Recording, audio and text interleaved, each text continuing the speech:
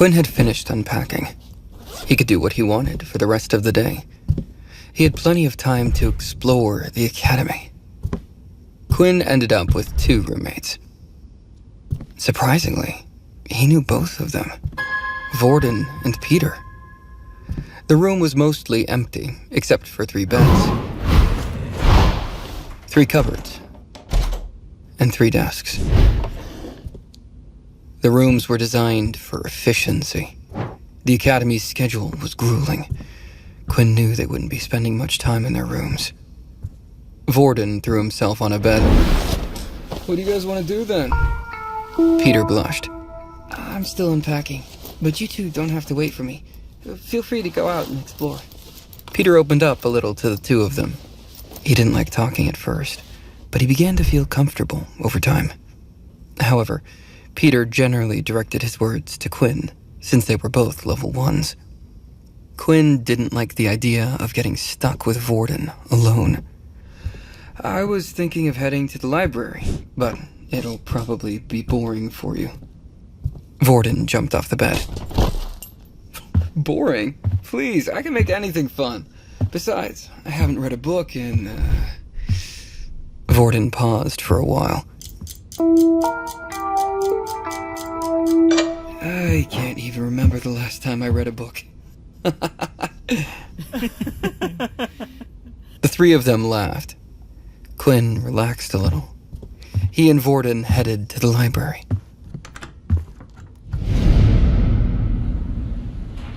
When they arrived, they found that the first floor was bustling with students. Quinn noticed that students sat around round desks. A glowing orb was in the center of every desk. Vorden noticed him staring. You're probably wondering what those orbs are, right? They must not have them in public schools. If you touch an orb, it lets you create an isolated space. Inside, only invited people can hear each other. This way, people can chat as much as they want without disturbing others. Whoa. Quinn was impressed at how far technology had evolved.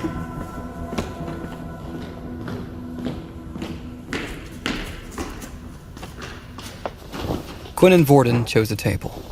2 other people sat there too.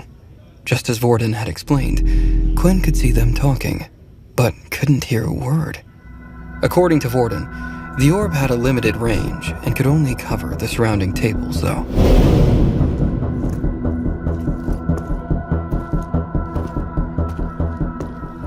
Quinn searched around the first floor of the library. He picked up as many books as he could find about abilities. Most of them listed and described common abilities. Vorden selected a fiction book to read.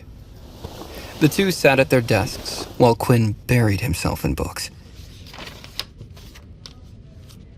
He skimmed through several, but he was unable to find a single ability that sounded like his. Vorden had kept a close eye on Quinn.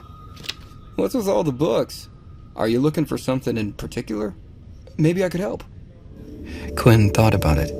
Given Vorden's ability to copy people's powers, he should be quite knowledgeable about abilities. Quinn decided it was worth the risk. He wasn't going anywhere on his own. I was trying to decide what ability to get since I've turned down the school's offer. Vorden grinned. Oh, right. I nearly forgot about that already. To be honest, I thought you might have been one of those pure members who hates abilities. Turns out you just didn't want to become a dog for the military. Well, is there anything specific you're looking for? Quinn kept the lie going. Not really. Although I found something very interesting in one of these books. Have you ever heard of an ability that is weaker when the user is in sunlight? Vorden laughed. What? Are you crazy? I've never heard of something like that. Abilities adapt to our bodies. Sure, some people have limits and can't adapt to stronger abilities, but for someone to get weaker because of the sun? Are you sure you didn't accidentally grab a book about vampires?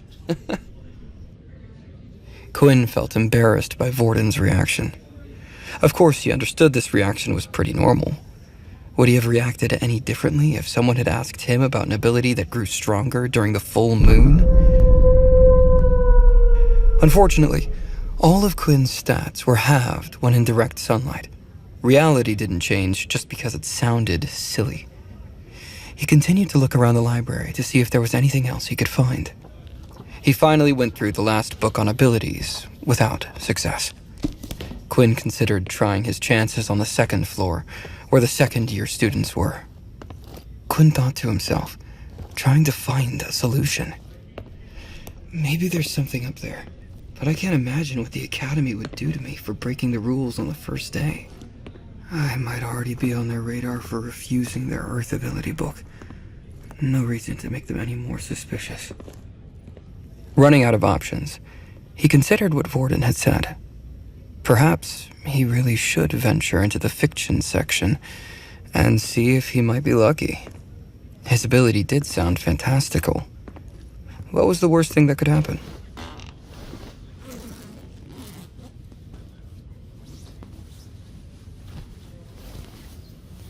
A book titled The Truth About Vampires immediately caught his interest. Quinn took out the book and read it quickly.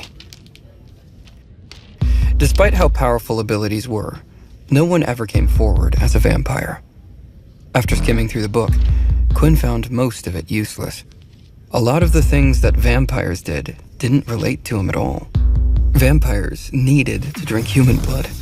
Some could transform into bats and cast illusions, while others were skilled with the sword and hypnosis. Quinn had none of those things. The one thing he could relate to was being weakened by the sun. Quinn decided to close the book and call it a day. He doubted he would find anything on the first floor of the library. Quinn heard a familiar sound as soon as he closed the book. A notification appeared in the corner of his eyes again.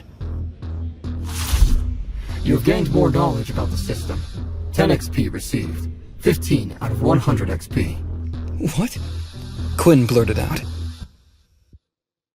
Subscribe now and start watching free episodes of the #1 fantasy show in this YouTube playlist. For the full story, click the link in the description, download the Pocket FM app, and watch all episodes of My Vampire System.